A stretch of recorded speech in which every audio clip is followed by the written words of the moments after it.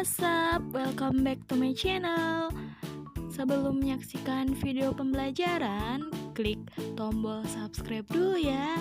Terima kasih. Assalamualaikum warahmatullahi wabarakatuh. Selamat pagi semuanya. Jumpa lagi di pelajaran tematik bersama Bu Alia. Anak-anak semua jangan lupa sarapan ya, supaya menambah energi kita di pagi hari. Dan jangan lupa menggunakan seragam lengkap supaya menandakan anak yang disiplin. Anak-anak, alangkah baiknya sebelum belajar kita berdoa terlebih dahulu. Berdoa dimulai. Selesai. Hari ini kita akan belajar subtema 4, pembelajaran 2 dan 3. Nah, materi yang akan kita pelajari hari ini yaitu Bahasa Indonesia, PKN, Matematika, dan SBDP. Untuk Bahasa Indonesianya, kita akan mengidentifikasi kalimat penolakan dalam percakapan, menyebutkan kalimat penolakan dalam percakapan, dan menyebutkan untuk PKN-nya menyebutkan pengamalan sila pertama dan kedua Pancasila di masyarakat. Untuk matematikanya, menghitung penjumlahan dan pengurangan suatu bilangan bagian 2.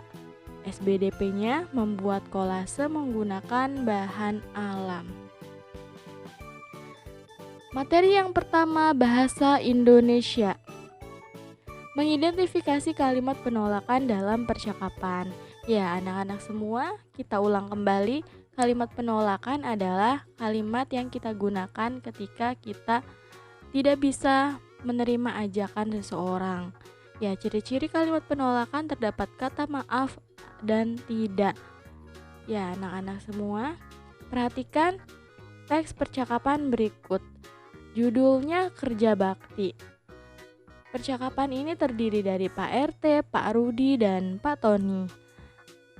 Kita baca untuk mengetahui mengenai apa saja percakapan ini. Yang pertama, kata Pak RT, Pak Rudi dan Pak Tony, hari Minggu ini akan diadakan kerja bakti. Apakah Pak Rudi dan Pak Tony dapat hadir? Kata Pak Rudi, iya Pak RT, saya dapat mengikuti kerja bakti. Kata Pak Tony, maaf Pak RT dan Pak Rudi, saya tidak dapat ikut kerja bakti karena saya akan menengok kerabat yang sedang sakit di luar kota. Kata Pak RT-nya, tidak apa-apa Pak Tony, akan tetapi jika ada kerja bakti lagi, Pak Tony dapat hadir ya. Baik Pak RT, kata Pak Tony. Nah, anak-anak semuanya, dari percakapan berikut sudah kita ketahui mengenai apa isi percakapannya. Nah, mengenai kerja bakti. Kerja bakti akan dilaksanakan pada hari Minggu. Tetapi Pak Tony tidak bisa mengikuti kerja bakti karena dia akan menengok kerabat yang sedang sakit di luar kota. Jadi sudah kita temukan mana kalimat penolakannya.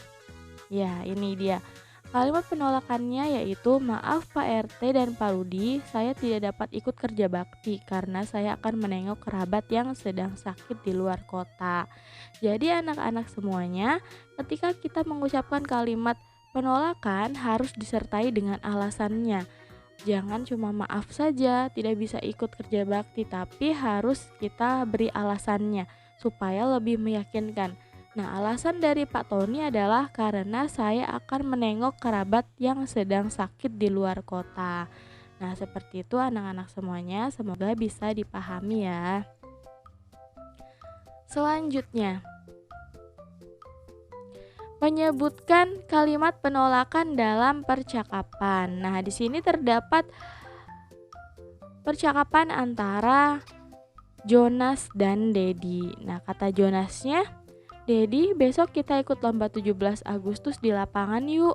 Nah, ini ajakan dari Jonas. Kata Dedinya, maaf Jonas, besok saya tidak bisa ikut lomba karena ibu sedang sakit. Nah, katanya di sini Jonas mengajak Dedi untuk mengikuti lomba 17 Agustus di lapangan. Tapi Dedi tidak bisa. Kenapa Dedi tidak bisa? Karena ibu Dedi sedang sakit. Seperti itu ya anak-anak, ketika kita mengucapkan kalimat penolakan, terus kita beri alasannya kenapa kita menolak ajakan teman kita. Seperti itu ya. Selanjutnya, materi PKN. Menyebutkan pengamalan sila pertama Pancasila di masyarakat. Ya, semuanya bunyi sila pertama Pancasila yaitu ketuhanan yang Maha Esa. Kali ini kita menyebutkan pengamalan sila pertama Pancasila di masyarakat. Sebelumnya kita sudah menyebutkan sila Pancasila di rumah, di tempat bermain, di sekolah. Nah, sekarang di masyarakat. Ya, apa ya kira-kira bentuk pengamalannya atau bentuk penerapannya? Nih, di sini Bu Guru beri beberapa contoh pengamalan sila pertama Pancasila di masyarakat. Yang pertama, memberi kesempatan orang lain untuk ibadah.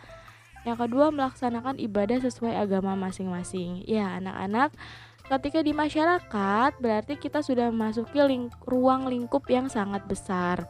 Jadi, ketika berada di ruang lingkup masyarakat, pasti ada warga atau teman kita yang berbeda agama. Nah, maka dari itu kita sebagai warga negara yang mengamalkan sila Pancasila, berarti kita memberi kesempatan orang lain untuk ibadah. Jangan sampai kita terlalu asik mengobrol atau terlalu asik berkumpul-kumpul, tapi kita lupa akan ibadah. Kita lupa akan teman kita yang akan ibadah. Kita malah mengajak ngobrolnya saja.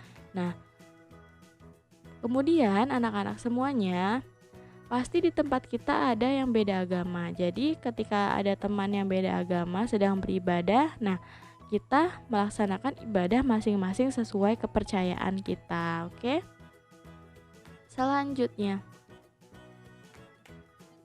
menyebutkan pengamalan sila kedua Pancasila di masyarakat.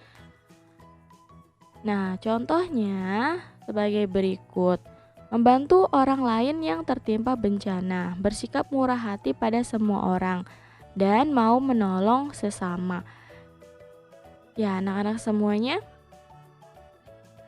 bunyi sila kedua Pancasila yaitu kemanusiaan yang adil dan beradab.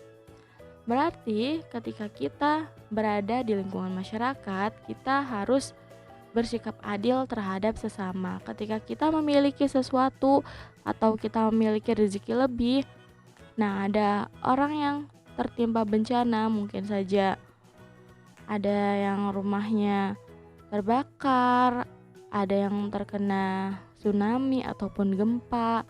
Nah, kita beri bantuan supaya meringankan beban orang-orang yang sedang tertimpa bencana. Selanjutnya, bersikap murah hati pada semua orang. Anak-anak semua, ketika kita bersikap murah hati jangan hanya kepada orang-orang yang kita senangi saja, tapi kita harus murah hati kepada semua orang, terutama orang-orang yang sangat membutuhkan. Nah, contoh seperti gambar yang ini yang Bu Guru tunjuk. Di sini kita saling berbagi kepada orang lain yang membutuhkan. Membagi makanan boleh, membagi uang, ataupun membagi tenaga kita. Misalnya kita membantu membereskan tempat-tempat yang terkena bencana, bisa seperti itu ya. Selanjutnya, mau menolong sesama. Ya, anak-anak semua, baik orang yang kaya maupun orang yang sederhana ataupun yang kekurangan, kita harus sama menolongnya. Kalau kita membeda-bedakan, berarti kita tidak menunjukkan sikap yang saling memahami dan saling mengerti antara masyarakat. Nah, anak-anak semuanya, jadi walaupun ada orang yang tidak punya, membutuhkan pertolongan kita, nah kita harus membantunya, jangan sampai memilih-milih. Selanjutnya, matematika. Menghitung penjumlahan dan pengurangan suatu bilangan. Anak-anak semua, kita sudah belajar penjumlahan dan pengurangan. Nah, kali ini penjumlahan dan pengurangan akan digabungkan menjadi satu soal. Nah, contohnya seperti ini. 115 ditambah 290 dikurang 148 sama dengan berapa ya?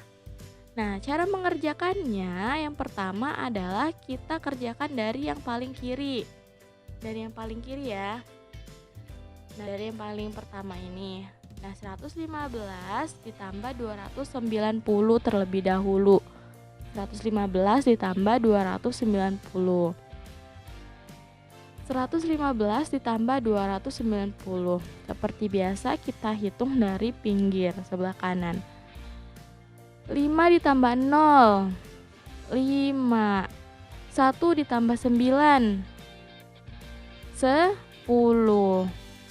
1 simpen di atas, 1 simpen di atas, 0-nya simpen di bawah.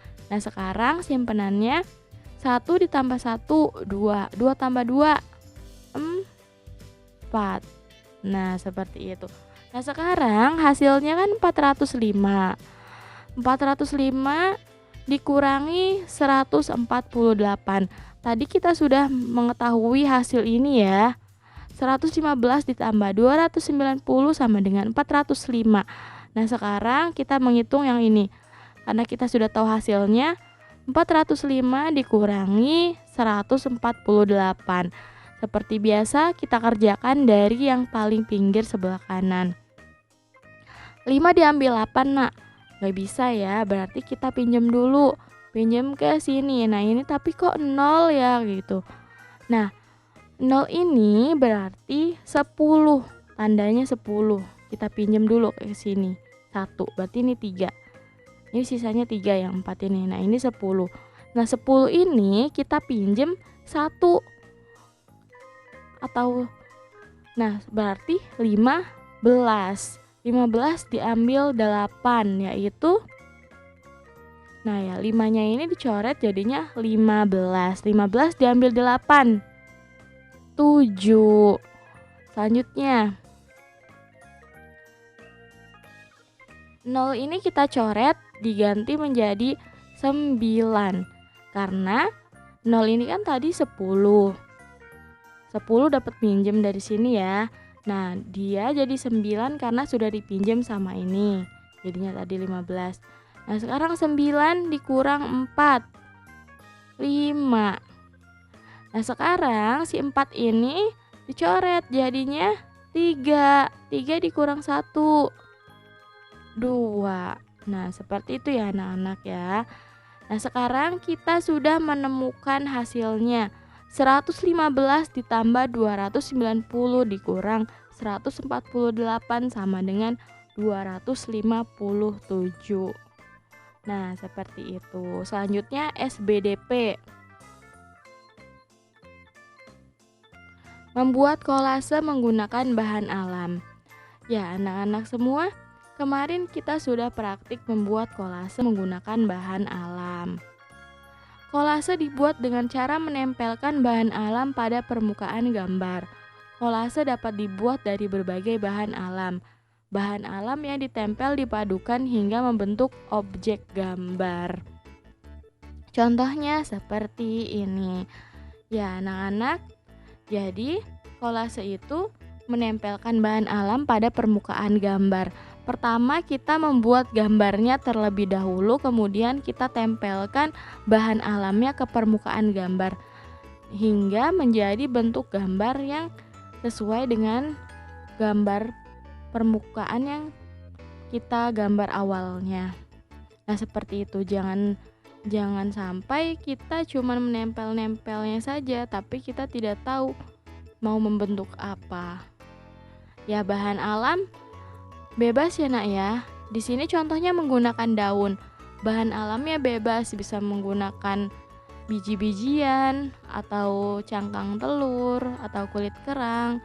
Nah, itu bebas ya bahan alamnya. Nah, di sini contohnya menggunakan daun seperti kemarin yang sudah kita buat. Nah, pembelajaran kali ini Bu Guru cukupkan sampai di sini. Bu Guru ucapkan terima kasih pada anak-anak yang sudah menyaksikan pembelajaran ini dan mendengarkannya dengan khusyuk. Bu Guru ucapkan mohon maaf sebanyak-banyaknya apabila ada kesalahan atas penyampaian yang Bu Guru sudah sampaikan tadi. Kurang lebihnya Bu Guru mohon maaf. Wassalamualaikum warahmatullahi wabarakatuh.